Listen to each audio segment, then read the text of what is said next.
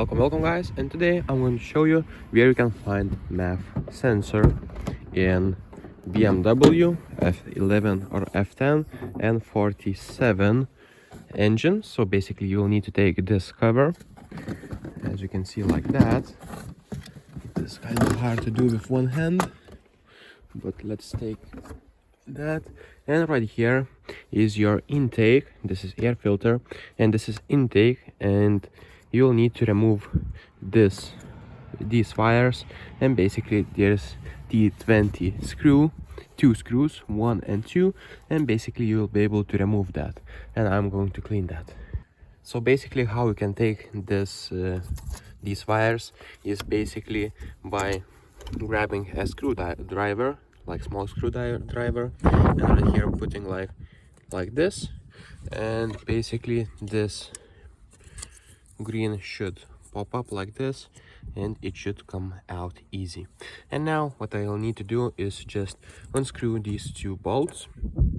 Alright, and now let's take it out. Be careful to not damage it because it is kind of expensive, so I will take that out too with two hands because it requires two hands. Alright, and now we have our MAF sensor. So as you can see, it is kinda clean, but I will use some spray and try to clean that. It should fix my check engine problem, so let's do that. Alright, so I don't have a special sprayer, so I'm going to use electronic contact cleaner. It is good to use that.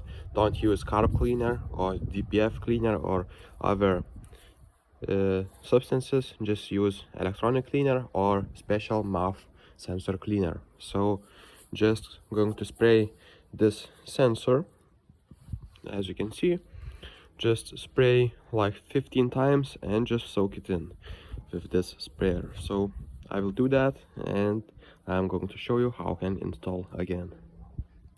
Side note, what you'll need to do is clean these wires. As you can see, be careful, just spray it because there is wire in that hole. As you can see, it's hard to focus for me right here. Make sure to clean this hole too. So basically now I'm going to use a little bit of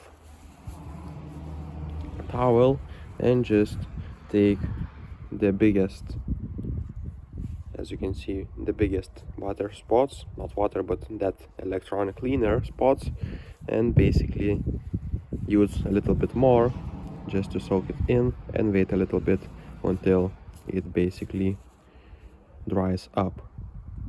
Also, as I'm using now contact cleaner, I'm going to clean these contacts and these connector contacts. So I'm going to spray a little bit, not much, and that should be good to go. So this is the side note too. Alright, now as I done all these steps, be careful with this one.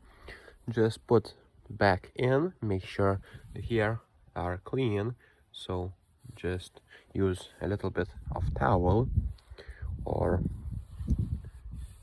cloth to make sure there's no any particles, because you can't do this job with the particles because there is a gasket. You need airtight.